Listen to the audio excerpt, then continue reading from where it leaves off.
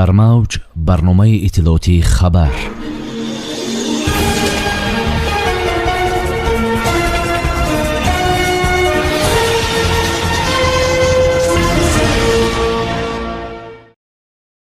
дар душанбе фестивали яхмоз, дуғоб, шарбати мева ва обҳои ташнашикан баргузор мекардад. 210 оила ба ҷои бехавф мекӯчанд. фоҷиаи маргбор дар рӯзи ид. як ҷавони 18 сола дар дарёи Душанбе ғарқ шудааст. медали тиллои Абубакр Шеров дар Russian Judo Tour Челябинск 2023. дар шаҳри Душанбе фестивали яхмоз, дуғоб, шарбати мева ва обҳои ташнашикан доир мекардад. дар ин хусус қарори раиси шаҳри Душанбе ба тасвиб расидааст. таври Амид Ховар бо иснод ба мақомоти иҷроияи ҳокимияти давлатии шаҳри Душанбе хабар медиҳад, ҳайати комиссия харҷнома ва нақшаи чорабиниҳо оид ба омодагӣ ва баргузории фестивали мазкур дар пойтахт тасдиқ гардид.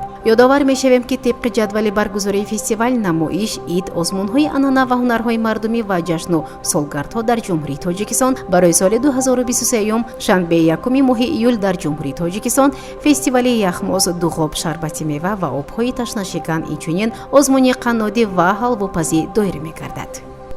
дар километри 134 шоҳроҳи Душанбе Хуҷанд дар натиҷаи резиши санг мошини як сокини деҳаи хушикати ноҳияи Айнӣ зери санг монда. тавре дар аксҳои шабакаҳои иҷтимоӣ дида мешавад, тамоман пачақу корношоям гардид. бар асари ин садама Амон Маскуров, як ҷавони 22 солаи сокини деҳаи хушикат ҳалок гардида, 2 нафари дигар аз сокинони ин деҳа бо ҷароҳатҳои мухталифи ҷисмонӣ дар беморхона бистарӣ карда шуданд. тафсилоти дигари ин ҳодиса то ин лаҳза дастрас нашудааст.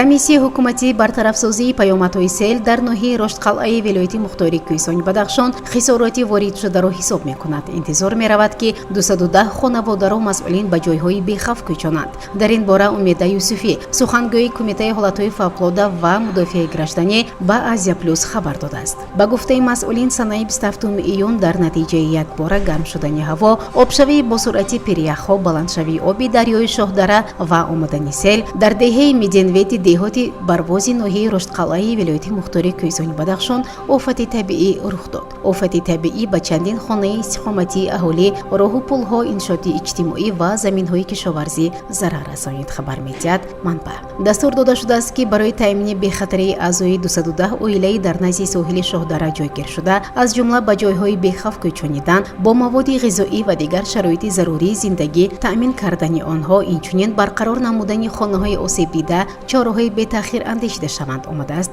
дар иттилоия.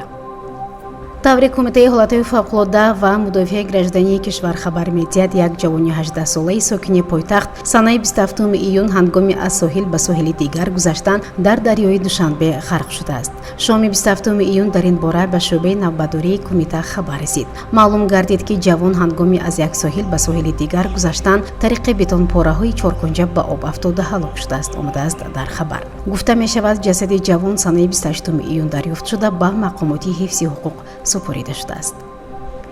паҳлавони ҷавони тоҷик Абубакр Шеров дар мусобиқаи байналмилалии гӯштани ҷудо Russian Judo Tour Челябинск 2023 медали тилло ба даст овард. сомонаи расмии Федератсияи ҷудои Тоҷикистон хабар медиҳад ки Абубакр Шеров дар вазни 73 килограмм то расидан ба финал Данил Тошев аз Москав, Шамил Умаев аз Тюмен, Макжан Алжанов аз Қазоқистон, Буян Херел Санаа аз Тюмен, Шамил Зульфиқоров аз Тюменро мағлуб кард. дар финал Дмитрий Карпухин аз Свердловскийро шикаст дода ҷои аввалро сазовор шуд. дар вазни тар 66 килограмм бошад, Сӯҳроб Буқиев пас аз 2 пирӯзӣ бар Михаил Нелюбин ва Алдияр Ерешов дар чоракфинал аз Иван Черних ва дар қувваозмои тасаллубахш аз варзишгари Арманистон Игиазар Карапетиан мағлуб шуд. дар мусобиқаи Russian Judo Tour Челябинск 2023 517 варзишгар аз Рум, Озарбойҷон, Қирғизистон, Имороти Муттаҳидаи Араб, Беларус, Сербия, Юнон, Исроил, Лихтенштейн, Молдова, ҷазираҳои Комор ва Судон ширкат карданд.